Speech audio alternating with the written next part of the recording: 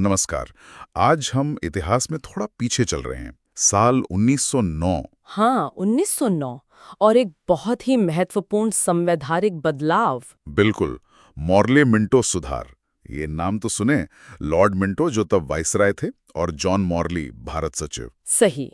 और इसका जो ऑफिशियल नाम था वो था भारतीय परिषद अधिनियम 1909। तो आज हम इसी पर थोड़ी गहराई से बात करेंगे, हमारे पास जो स्रोत सामग्री है उसके आधार पर। हाँ, देखते हैं कि ये सुधार असल में क्या थे और इनका नतीजा क्या निकला। और स्रोत इशारा कर रहा है कि एक पहलू था जिस पर बहुत ज्यादा बहस हुई। बिल्कुल, वो था मुस्लिम समुदाय के लिए अलग निर्वाचन प्रणाली, सेपरेट इलेक्टोरेट्स। Separate electorates. अच्छा, ये सुनने में तो मतलब एक सिस्टम लगता है, पर स्रोत इसे कैसे समझाता है? इसका मतलब क्या था उस वक्त? हाँ, स्रोत इसे काफी साफ बताता है। यूँ समझिए कि मुस्लिम उम्मीदवारों के लिए सीटें थीं ठीक है। और उन सीटों पर वोट डालने का हक वो सिर्फ मुस्लिम वोटरों को ही था।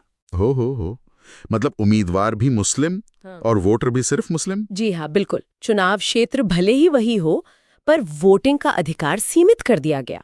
तो स्रोत कहता है कि इसने एक तरह से मुसलमानों को एक अलग राजनीतिक पहचान दे दी। हाँ, प्रभावी रूप से एक अलग विशिष्ट राजनीतिक इकाई। स्रोत के मुताबिक ये सिर्फ कोई चुनावी नियम नहीं बदला था, ये पहचान की राजनीति को जैसे संस्थागत रूप दे रहा था। ये बात तो काफी मतलब सोचने वाली है कि कैसे एक प्रशासनिक कदम का असर राजनीतिक पहचान पर इतना गहरा पड़ गया। बिल्कुल। तो फिर इसके नतीजे, स्रोत क्या कहता है परिणामों के बारे में? क्या ये ठीक रहा? स्रोत इस पर काफी स्पष्ट है।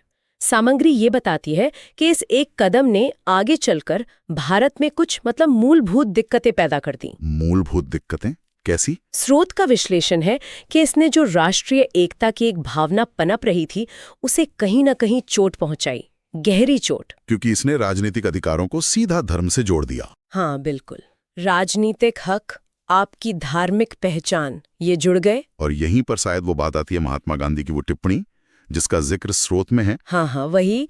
स्रोत याद दिलाता है कि गांधी जी ने इस पर कितनी सख्त प्रतिक्रिया दी थी। क्या कहा था उन्होंने? उनके शब्द थे, स्रोत के अनुसार, मॉर्ले मिंटो सुधार ने हमारा सर्वनाश कर दिया। सर्वनाश, ये तो बहुत भारी शब्द हैं। हाँ, ये दिखाता है कि उस समय के जो राष्ट्रवादी नेता थे वो इसे कितना विभाजनकारी, कितना हानिकारक मान रहे थे। तो उनके हिसाब से ये बांटो और राज करो का हिस्सा था। स्रोत यही इशारा करता है।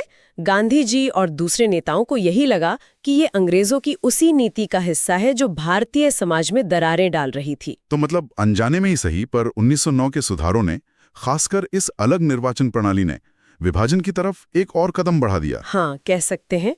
क्या स्रोत ये बताता है कि अंग्रेजों की मंशा क्या थी इसके पीछे?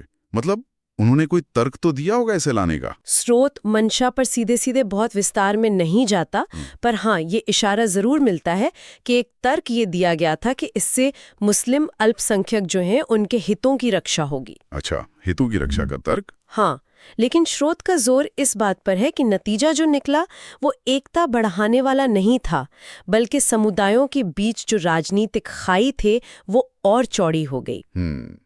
तो मतलब इरादा शायद कुछ और बताया गया, पर असर बिल्कुल उल्टा हुआ। हाँ, ये दिखाता है कि कैसे कभी-कभी शायद अच्छे इरादे से लिए गए फैसले भी जब एक जटिल सामाजिक राजनीतिक माहौल में लागू होते हैं तो उनके नतीजे अनपेक्षित और नकारात्मक हो सकते हैं। तो कुल मिला के इस स्रोत सामग्री से जो एक तस्वीर उभर रही है, हाँ। वो ये है कि 1909 के मॉर्ले मिंटो सुधार, हाँ। खासकर ये अलग निर्वाचन प्रणाली की वजह से, हाँ। भारतीय राजनीति पर इनका असर काफी दूर तक गया। हाँ। और स्रोत के विश्लेषण के हिसाब से वो असर नकारात्मक था। बिल्कुल, राष्ट्रीय एकता की कोशिशों को एक बड़ा झटका लगा, ऐसा स्रोत मानता है। हाँ, सार यही निकलता है। स्रोत हमें दिखाता है कि कैसे एक संवैधानिक सुधार ने राजनीतिक प्रतिनिधित्व को सामुदायिक पहचान से जोड़ दिया, और इसके परिणाम राष्ट्रीय एकता के लिए ठीक नहीं माने गए।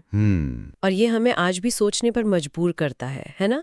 एक अहम सवाल खड़ा होता है जिस पर हमारे श्रोता भी सोच सकते हैं। क्या सवाल? यही कि जब राजनीतिक व्यवस्थाएं, मतलब जो पॉलिटिकल स्ट्रक्चर होते हैं, वो सामुदायिक पहचानों को इस तरह से संस्थागत रूप दे देती हैं, हाँ। तो फिर एक व्यापक, एक समावेशी राष्ट्रीय पहचान बनाने की जो कोशिशें होती हैं, उन पर इसका क्या असर पड़ता है? ये वाकई एक गहरा सवाल है। हाँ, और ये सवाल इतिहास से निकलकर आज भी उतना ही प्रासंगिक है।